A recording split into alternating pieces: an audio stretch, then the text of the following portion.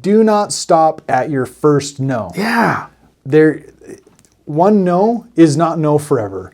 One no is how many no's can I get until I get a yes? And if somebody says you can't do that, then ask that question, so how can I?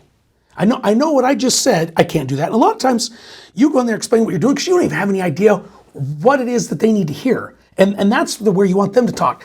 Hey, I know I can't do this, but how could I? What will I have to do to make this so I can make it work? And most of the time they're like, oh, well, you got to change this, you can't change this, you can't do that, but you could do this. And then you get creative. And you're like, okay, well, I can't do that, but I can still get the same result here. I just got to go a different way to get there. So let me share an example on that. Now, we're running out of time here, but we just bought a property in Pocatello, Idaho. And it's actually 10 units, 3 different buildings, and on one lot. But I found out that it used to be 2 separate lots.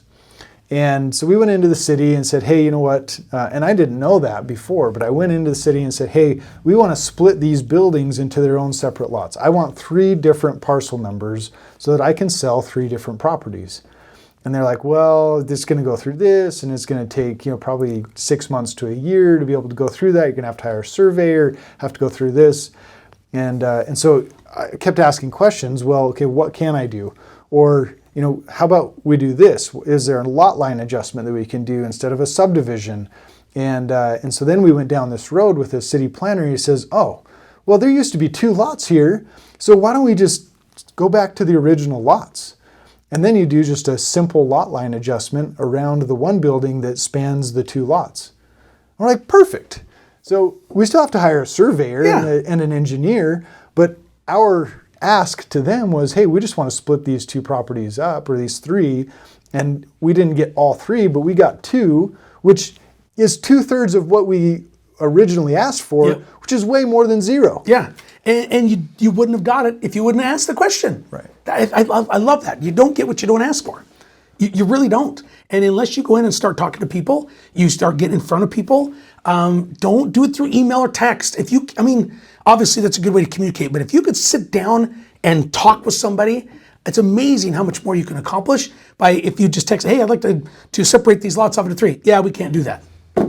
But if you sit down and say, hey, this is what we want to do, then they're thinking, okay, they get creative with you. Well, how could we make this work? Then he's right there and he looks at it. You're right there in front of you. Oh, well, there used to be 2 lots there. We could switch these up. And then your business partner told me they just did something else. They just said about the commercial front end. Yeah. Yeah, they decided they didn't need to do that either. They did. Yeah, which is awesome. And it's just sitting down, building a relationship, talking with people and say, okay, this is what we want to do. Don't tell me how I can't. Tell me how I can. Because you can't. You're all your life. Growing up, you can't do that, son, can't do that. Well, I want to do this, I can't do that. So then change it. Just say, well, then how can I? Yeah. Well, and I love the quote, if you think you can or can't, you are correct. Yeah.